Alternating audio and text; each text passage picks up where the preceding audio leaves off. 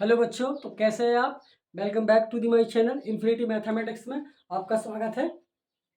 आज हम अध्याय 1 वास्तविक संख्याओं से प्रश्नावली 1.1 के सारे क्वेश्चन सॉल्व करने वाले हैं जो परिमेय अपरिमेय संख्याओं से संबंधित हैं। उन सारे क्वेश्चनों को हम इस वीडियो में सॉल्व करने वाले हैं। इससे पहले आपको जो वीडियो मिला होगा, उस वीडियो में हमने 1.1 प्रश्नावली को पूरा कंप्लीट कर दिया है। आज के वीडियो में हम 1.2 को पूरा कंप्लीट कर देंगे, जिससे हमारा चैप्टर पूरा कंप्लीट हो जाएगा। इसके बाद नेक्स्ट वीडियो में आपको आगे की क्लास मिलेगी। चलिए तो स्टार्ट करते हैं। इसका हमारा पहला क्वेश्चन है बेटा, सिद्ध कीजिए कि कर्ण 5 एक अपरिमेय संख्या है। हमें सिद्ध करना है कि कर्ण 5 एक अपरिमेय संख्या है। अब अपरिमेय और परिमेय संख्याओं के बारे में पढ़ने के लिए पहले हमें पता होना चाहिए कि परिमेय संख्या आखिर होती क्या है और अपरिमेय संख्या क्या होती है। क्या ये कर्ण 5 परिमेय है कि अपरिमेय है, तो ये सब चीजें हमें कंफर्म होनी चाहिए कि कैसे हम इसको डिसाइड करेंगे कौन सी संख्या परिमेय होती है और कौन सी अपरिमेय होती है। तो इसके बारे में हम थोड़ा सा बात कर लेते हैं कि अब परिमेय संख्या और अपरिमेय संख्या क्या होती है। तो परिमेय संख्या जरा एक समझ लीजिए बेटा, परिमेय संख्या क्या होती है।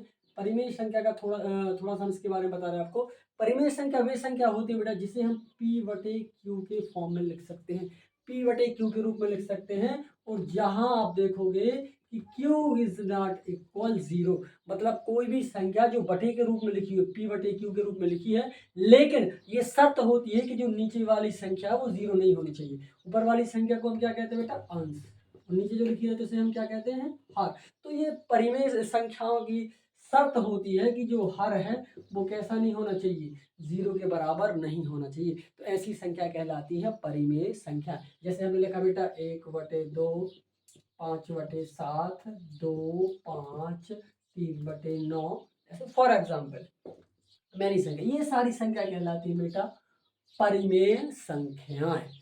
मैं आशा करता हूँ समझ में आया होगा आपको। ये कहलाती है परिमेय संख्या। तो ऐसी संख्या बेटा जिसे हम P/Q के रूप में, मतलब बटे के रूप में लिख सकते हैं, लेकिन जो संख्याओं का हर है वो 0 नहीं होना चाहिए। अगर हमने लिख दिया आपको कि 1/0, तो ये रेशनल नंबर नहीं, मतलब परिमेय संख्या नहीं होगी। ठीक है। और अपरिमेय संख्या क्या होती है, जस्ट इसका अपोजिट होगा अपरिमेय संख्या।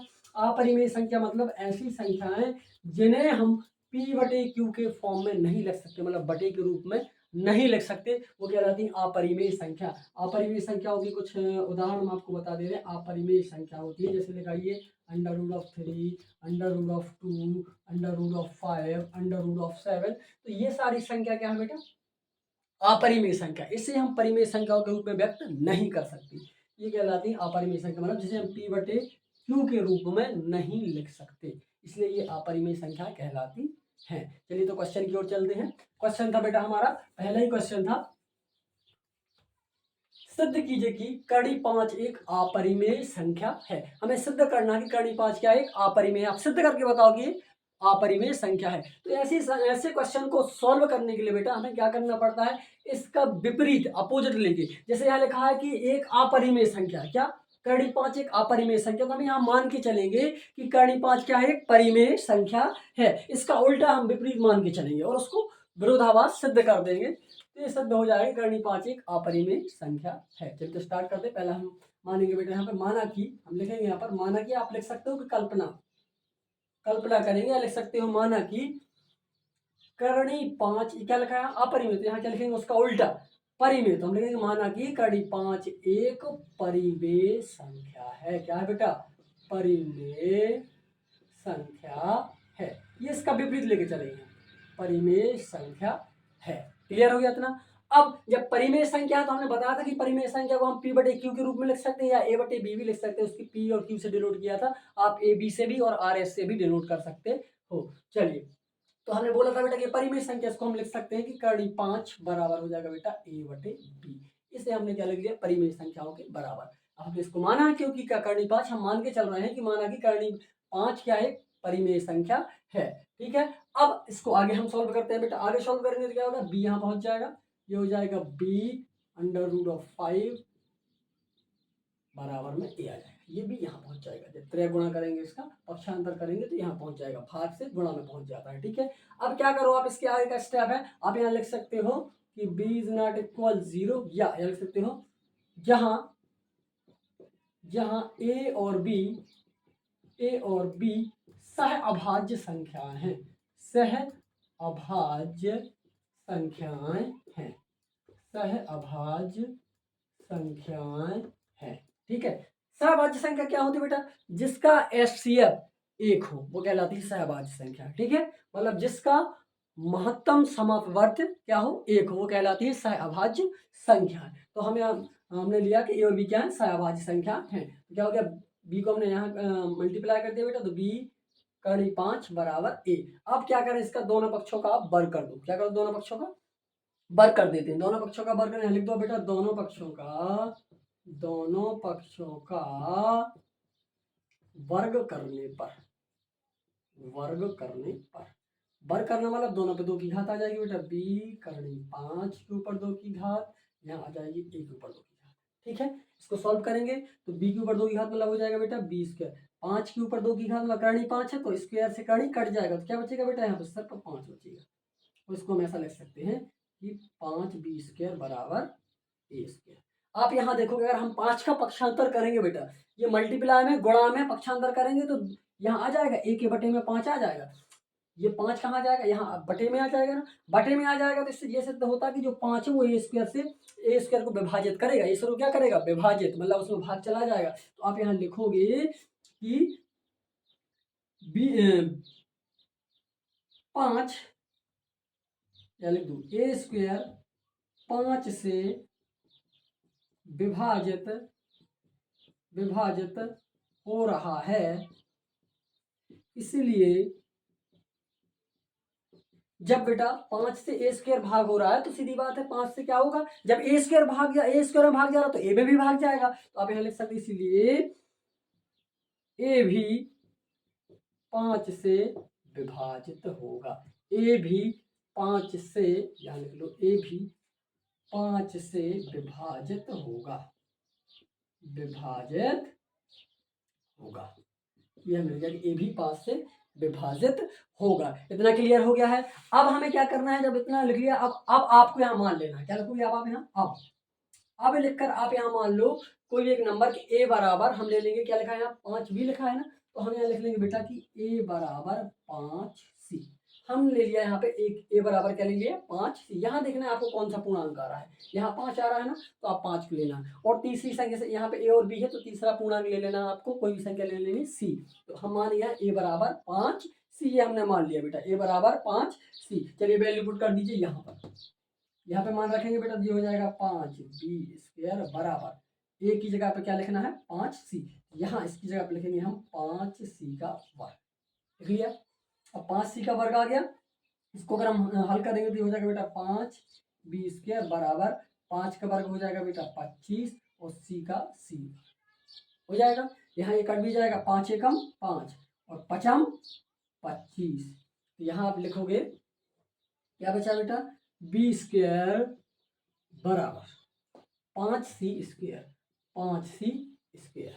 अब यहाँ देखो वही ये वाली कहानी यहाँ आ जाएगी। आप देखोगे कि अगर हम 5 का पक्षांतर करेंगे तो कहाँ आ जाएगा? यहाँ बी के बटे में आएगा कि नहीं आएगा? जब उसके बी के बटे में आ जाएगा तो आप यहाँ लिख सकते हो कि बी स्क्वायर किससे विभाजित होगा? 5 से। अब यहाँ लिखोगे कि अतः लिख सकते हो यहाँ बी स्क्वायर 5 से विभाजित हो रहा है। जब 5 से बी स्क्वायर विभाजित हो रहा है, जैसे हमने यहाँ लिखा था कि ए स्क्वायर 5 से विभाजित हो रहा है तो ए भी 5 से विभाजित होगा, ऐसे यहाँ लिखेंगे जब बी स्क्वायर 5 से विभाजित हो रहा है तो बी भी 5 से विभाजित होगा। यहाँ लिख सकते हो विभाजित होगा कि नहीं होगा? क्लियर हो गया। अब इतना हमने कंप्लीट कर लिया। अब इसके बाद आप यहाँ देखोगे कि दोनों के फैक्टर जो हम देख रहे हैं, फैक्टर देख रहे हैं, इसके जो गुणनखंड देख रहे हैं वो क्या आ रहा है? वो दोनों में क्या आ रहा है? 5 से विभाजित हो रहा है। दोनों क्या आ रहा है? ए और बी क्या है? किससे हो रही विभाजित? 5 से विभाजित हो। यहाँ लिख सकते हो क्योंकि ए और बी जो दो संख्या हमने ली थी सहभाज्य संख्या, ए और बी दोनों किससे विभाजित हो रही है? दोनों 5 से विभाजित हो रही हैं। जब 5 से विभाजित हो रही हैं तो आप देखो कि हमने बताया था कि सहभाज्य संख्या क्या होती है, जिसका जो गुणनखंड हो वो क्या हो, सब एक आना चाहिए, सॉरी HCF एक आना चाहिए। तो इनका HCF आप यहाँ देख रहे हो क्या आ रहा है, 5 आ रहा है।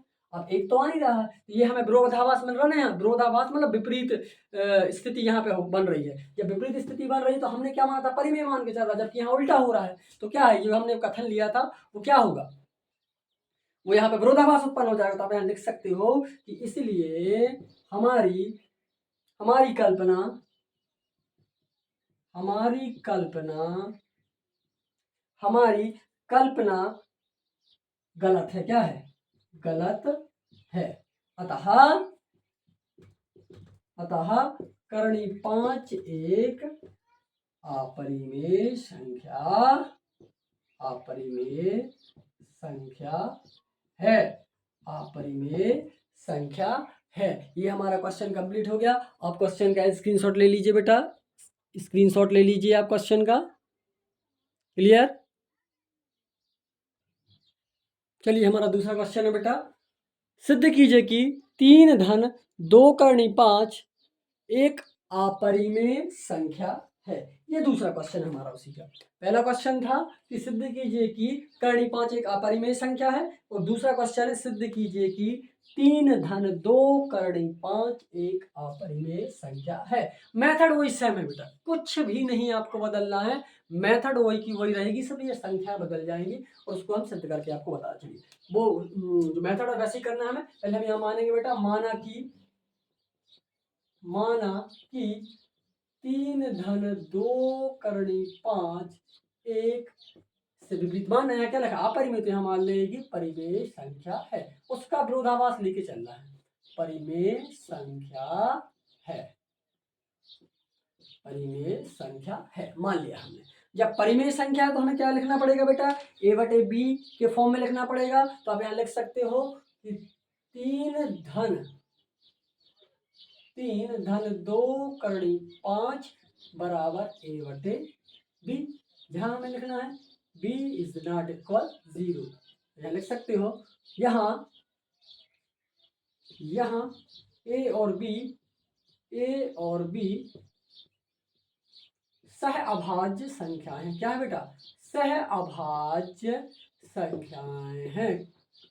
इंग्लिश में बोलते हैं को प्राइम नंबर। सहअभाज्य संख्याएं है, ये मान के चलना। फिर हमें क्या करना है, हमें परिमेय और अपरिमेय को अलग अलग करना है। परिमेय संख्या एक साइड रहेंगी और अपरिमेय संख्या एक साइड रहेंगी। यहाँ पे अपरिमेय क्या लिख रहा है आपको, सब करणी 5, तो बाकी को हम इसका पक्षांतर कर देंगे। यहाँ इसको लिखेंगे बेटा हम 2 करणी 5 बराबर, ये हो गया A/B। जो 3 थे इसका हम पक्षांतर कर रहे हैं, प्लस का ये धन का 3 था, सट जाएगा तो हो जाएगा ऋण का 3। हो गया। अभी क्या बचा 2, तो इसको और हम पहुंचा देते उस साइड, करणी 5 बराबर A/B ऋण 3, ये 2 था, कौन में आ जाएगा, ये आ गया 2। तो यह इस साइड हो गई अपरिमेय संख्या और ये है परिमेय संख्या। दोनों बराबर आ रहे हैं कि नहीं आ रहे, दोनों बराबर लिख रहे हैं। तो हम यहाँ लिखेंगे कि करणी 5, चूंकि यहाँ लिखो आप, चूंकि करणी 5 एक अपरिमेय संख्या है, अपरिमेय संख्या है, तथा ये अपरिमेय, ये वाली संख्या क्या है, A/B ऋण 3 और पूरे के बटे में है 2। ये क्या है, ये परिमेय है। एक परिमेय संख्या, क्या बेटा, एक परिमेय संख्या है, परिमेय संख्या है, जो कि असंभव है। कभी अपरिमेय संख्या और परिमेय संख्या बराबर हो सकती है क्या, क्यों बराबर होगी, दोनों अलग अलग चीज है, एक दूसरे के विपरीत है। इसलिए ये कथन यहाँ क्या हो रहा है, यहाँ विरोधाभास उत्पन्न हो रहा है कि करणी 5 बराबर A/B ऋण 3/2। ये अपरिमेय संख्या है, ये परिमेय संख्या है। कभी ऐसा हो नहीं सकता कि अपरिमेय संख्या और परिमेय संख्या दोनों बराबर हो जाए। तो यहाँ पे हमें विरोधाभास मिल रहा था, तो हम यहाँ लिख सकते हैं, क्या लिखोगे आप कि अपरिमेय संख्या, यहाँ लिखो आप अपरिमेय संख्या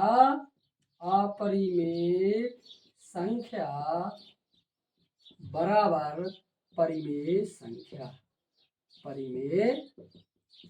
देखो यहाँ दोनों बराबर आ रही है कि नहीं, करणी 5 बराबर A/B ऋण 3/2, मतलब ये अपरिमेय संख्या और ये परिमेय संख्या दोनों बराबर है। ये अपरिमेय हो गई, ये परिमेय हो गई, तो अपरिमेय संख्या बराबर परिमेय संख्या जो कि क्या है, असंभव है। आप यहां लिखोगे जो कि असंभव है, जो कि असंभव है। असंभव क्या लिखेंगे, अतः हमारी कल्पना गलत है। आप लिखोगे यहां अतः हमारी कल्पना गलत है। कल्पना गलत है। कल्पना मतलब जो हमने यहाँ माना था कि हम क्या मान के चले थे, परिमेय, लेकिन यहाँ तो उल्टा ही सिद्ध हो रहा है ना। तो हमारी कल्पना गलत है। अतः आप यहाँ लिखोगे अतः 3 धन 2 करणी 5 एक अपरिमेय संख्या है। अपरिमेय संख्या है। ये हमारा क्वेश्चन नंबर दूसरा बिल्कुल कंप्लीट हो गया। ये हमारा क्वेश्चन नंबर सेकंड था, सिद्ध कीजिए कि 3 धन 2 करणी 5 एक अपरिमेय संख्या है। हर इस अपरिमेय संख्या वाले क्वेश्चन में आपको क्या करना है, ये लाइन तो लिखना है, माना कि यहाँ पे जो कुछ दिया वो यहाँ लिखना है और मान लेना कि वो एक परिमेय संख्या है, और जो संख्या यहाँ दी थी उसके बराबर में बटे बी ले लेना है हमें परिमेय संख्या के रूप में। और आपको पता है कि जो ए और बी संख्या वो कैसी है, सहअभाज्य संख्या। सहअभाज्य संख्या क्या होती है, सहअभाज्य संख्याओं से यहाँ मतलब बेटा ऐसी संख्या जिनका HCF 1 होता है। समझ गया, जिसका महत्तम समावर्त 1 होता है वो सहभाज्य संख्या होती है। जैसे 2 और 3 है ना, और भी है 5 7। ठीक है, अब आप यहाँ चाहो कुछ भी आ जाए इस संख्या में। जैसे यहाँ पे आया था कि करणी 5 आया था, यह आया था कि करणी 5, बताओ कि करणी 5 क्या है, अपरिमेय संख्या, तो हमने सिद्ध किया था। अब यहाँ आ जाए करणी 7 पर अपरिमेय संख्या, तो सेम मेथड से वही करना, जहां पर 5 लिखा हुआ वहां 7 लिख देना। यहाँ आ जाए कि करणी 2, तो जहां पर 5 लिखा है वहां पे करणी 2 लिख दो, बस इतना ही तो बदलना, बाकी क्वेश्चन पूरा सेम रहेगा, आंसर वही रहेगा।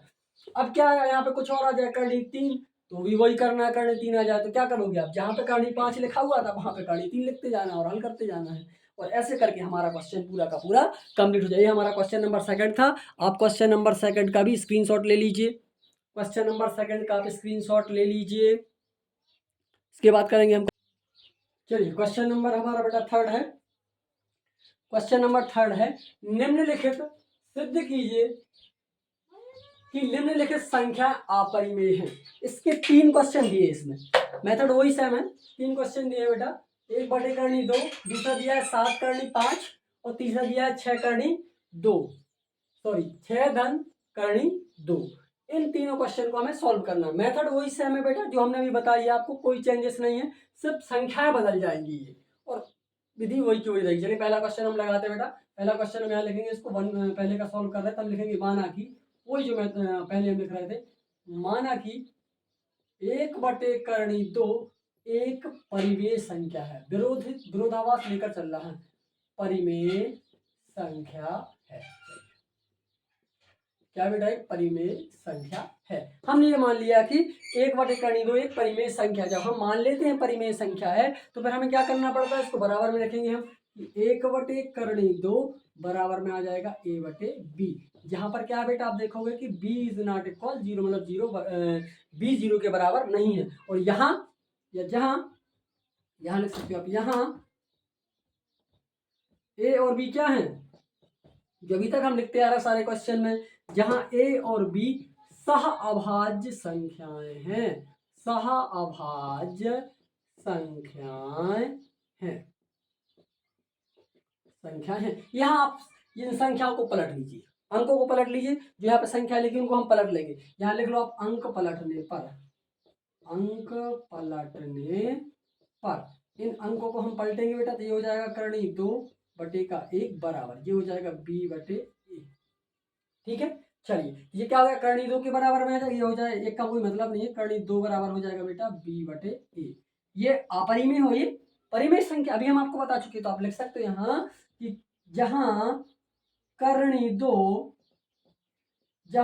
2 अपरिमेय संख्या है, अपरिमेय संख्या है, एवं b बटे a परिमेय संख्या है, b बटे a परिमेय संख्या है।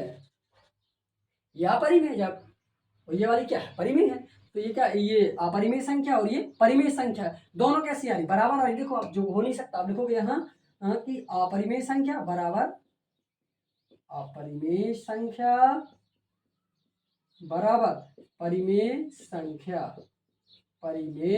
संख्या जो कि संभव नहीं है। अपरिमेय संख्या की परिमेय संख्या के बराबर हो सकती है क्या?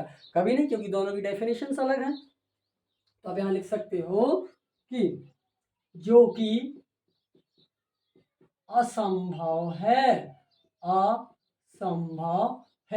अतः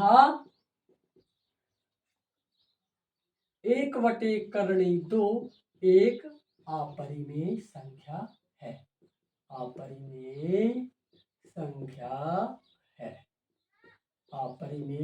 संख्या है। ये हमारा क्वेश्चन नंबर फर्स्ट कंप्लीट हो गया बेटा। सेम टू सेम ये करना है बिल्कुल, और सेम टू सेम ये करना है, कुछ नहीं बदलना है, सिर्फ संख्या बदल जाएंगे बेटा। ये आप इसको करेंगे और हम दूसरे नंबर को लगाएंगे इसी में, तो कैसे करेंगे देखिए आप। इसका पहले स्क्रीनशॉट ले लीजिए सभी लोग। चलिए ले लिया ना, ओके। सेकंड क्वेश्चन 7 करणी 5। आप यहाँ क्या लिख दोगे? माना कि, सब जिसको लिखोगे यहाँ कि 7 करणी 5 एक परिमेय संख्या है। अब यहाँ क्या आ जाएगा? ये आ जाएगा 7 करणी 5, इसको यहाँ लिख दो। अब 7 करणी 5 आ गया। अगर हम इसको थोड़ा सा हल करें, चलिए 7 करणी 5 को, तो ये क्या, इसको हमें यहाँ अपरिमेय अकेला चाहिए, तो अपरिमेय अकेला चाहिए तो हम यहाँ क्या करेंगे? चलिए देखो, करणी 5 बराबर a/b है ना, ये 7 बटे में आ जाएगा 7b। ये बन गया हमारा परिमेय और अपरिमेय। आप यहाँ देखोगे, जहां आप यहाँ क्या रखोगे? करणी 5 एक अपरिमेय संख्या एवं यहाँ क्या आएगा? यहाँ आ जाएगा a/7b परिमेय संख्या है, और अपरिमेय संख्या बराबर परिमेय संख्या जो कि असंभव है। अतः करणी 7 करणी 5 एक अपरिमेय संख्या है। ये हो गया क्वेश्चन नंबर सेकंड का सॉल्यूशन। बिल्कुल कुछ नहीं करना है, जो आप अभी तक करते आए सेम वही मेथड का यूज करना है, सिर्फ संख्याएं बदल जाएंगी बेटा। वही थ्योरी रहेगी, हर चीज वही रहेगी, सिर्फ संख्या बदल। जैसे यहाँ पे 1/2 था, तो अब यहाँ पे क्या 7 करणी 5 है, तो 1/2 की जगह 7 करणी 5 हो जाएगा। यहाँ पे 7 करणी 5 है, वहां 6 करणी 2 रख देंगे हम, सॉल्यूशन सेम रहेगा, सिर्फ संख्या बदल जाएगी। तीसरा क्वेश्चन करते हैं, वो भी बिल्कुल इजी। देखिए चलिए, तीसरा क्या दिया हमारा? 6 धन करणी 2। चलिए हम यहाँ क्या ले लेंगे? तीसरा माना कि, तीसरा का सॉल्यूशन कर रहे हैं थर्ड का, ठीक है, थर्ड का सॉल्यूशन कर रहा हूँ मैं इसका। तो आप लिखोगे यहाँ क्या? माना कि ये आ जाएगा 6 धन करणी 2 एक परिमेय संख्या है, मान लिया। बस अब यहाँ क्या आ जाएगा? 7 करणी 5 की जगह यही आ जाएगा, इसको यहाँ लिख दीजिए बेटा। 6 धन करणी 2 बराबर ये हो गया। यहाँ ए और बी सहवाची संख्या वही रहेगा। बस यहाँ क्या हो जाएगा? आप यहाँ क्या करोगे? इस 6 का पक्षांतर कर दोगे आप यहाँ से इस साइड, तो ये हो जाएगा करणी 2, और धन की 6 जब इस साइड जाएंगे तो ऋण की 6 हो जाएंगे। ठीक है, ये हो गई अपरिमेय संख्या, ये हो गई परिमेय संख्या। तो वही जहां करणी 2 इस साइड क्या लिखा है? करणी 2 अपरिमेय संख्या, और ये क्या है? कौन सी संख्या परिमेय है? यहाँ लिख लो कि a/b ऋण 6, a/b ऋण 6 परिमेय संख्या है। तो अपरिमेय बराबर परिमेय जो कि असंभव है, हो ही नहीं सकता। इसलिए क्या होगा? हमारा जो क्वेश्चन था क्या था? 6 धन करणी 2 एक अपरिमेय संख्या है। ये हमारा क्वेश्चन कंप्लीट हो गया। पूरा का पूरा जो हमारा एक्सरसाइज है प्रश्नावली 1.2, ये यहाँ पे पूरी कंप्लीट हो गई है बेटा। इसमें टोटल मिलाकर 6 क्वेश्चन थे, नहीं 5 क्वेश्चन थे। पहला था सिद्ध कीजिए कि करणी 5 एक अपरिमेय संख्या है। दूसरा था सिद्ध कीजिए कि 3 धन 2 करणी 5 एक अपरिमेय संख्या है। फिर तीसरे क्वेश्चन में सिद्ध कीजिए कि निम्नलिखित संख्या अपरिमेय है, जिसमें पहला था 1/2, वो भी हमने कंप्लीट कर लिया इसमें। दूसरा था 7 करणी 5, ये भी हमने पूरा कंप्लीट कर लिया। तीसरा था हमारा 6 धन करणी 2, वो भी हमने ये कंप्लीट कर दिया। ये स्पेस इसलिए कवर नहीं हुआ है क्योंकि हमने वो क्लीन किया था। पूरा इतना रहेगा, है ना। आप इसका स्क्रीनशॉट ले लीजिए। ये क्वेश्चन नंबर 3 था। इसी के साथ बेटा हमारी एक्सरसाइज 1.2 मतलब प्रश्नावली 1.2 फिनिश होती है, और इसी के साथ हमारा चैप्टर भी कंप्लीट होता है। अब नेक्स्ट वीडियो में हम आपको लेकर आएंगे चैप्टर नंबर 2, जिसमें पूरा बेसिक से पूरा का पूरा सिलेबस कंप्लीट कराया जाएगा, बेसिक से लेकर ऑल एक्सरसाइज मतलब सारी की सारी प्रश्नावली हम सॉल्व करवाएंगे, वो भी बिल्कुल आसान तरीके से कि आपको एक ही बार में समझ में आ जाएगा, कोई प्रॉब्लम नहीं होगी। मैं आपसे आशा करता हूँ कि आपने अध्याय 1 अच्छे से पढ़ा होगा और अच्छे से कंप्लीट किया होगा। फिर भी अगर आपको कोई डाउट रह जाते हैं तो आप हमारे चैनल पर कमेंट कर सकते हैं। उस कमेंट के थ्रू हम आपकी सारी परेशानियों का सॉल्यूशन देंगे और मैं आशा करता हूँ कि आप अच्छे से पढ़ें। धन्यवाद। इसी के साथ हमारी क्लास समाप्त होती है। मिलते हैं नेक्स्ट वीडियो में। ओके, धन्यवाद। Bye bye.